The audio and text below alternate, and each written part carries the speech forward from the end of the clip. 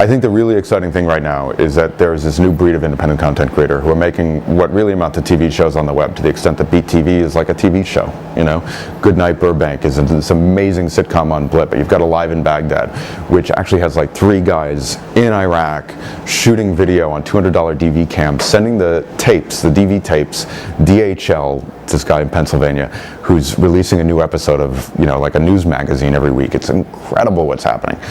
We're really excited that the means of production, the means of distribution have been, if you'll excuse the cliche, democratized to the degree that they have been, that people can do this. I mean, the guy who produces Goodnight Burbank spent like 10 years as an assistant to somebody in Hollywood trying to break into the business, and then he went and just did it, right?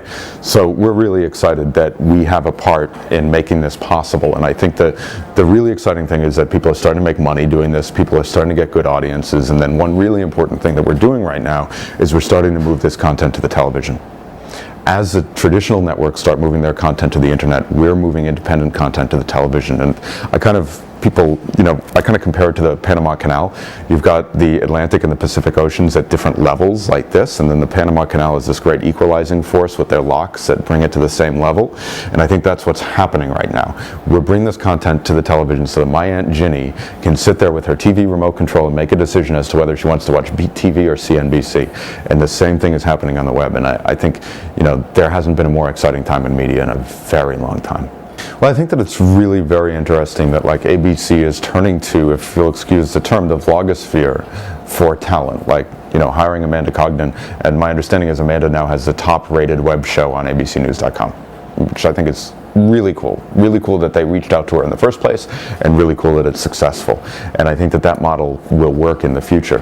Fundamentally, though, I think that the economics of content creation and the relationship between a network and a content creator are just changing. The days when a network can make this huge upfront investment in content are going away. And likewise, the days when a content creator has to give up the rights to their media to a network are going away. And I think that that's only good for everybody. People are creating entirely new internet television networks, and there are a lot of different approaches to it. I mean, we're creating one at Blip. We sometimes refer to ourselves as like a next generation television network. And if you look back in history, if you look at the way that the networks were formed in the first places, I remember when we were first raising money for Blip, when we were going through our angel funding, investors always asked me, are you a media company or a technology company? I always say it's a wrong answer. It's a wrong question. We're a media technology company, you know, ultimately to be a media company. And, you know, NBC went through the same thing. When NBC was started, it was to sell RCA televisions and RCA radios. It was a technology company, building up this huge broadcast infrastructure and everything else. Well, we're a technology company. We're also a media company. And I think that, you know, Blip is a lot like what the next generation network is going to look like.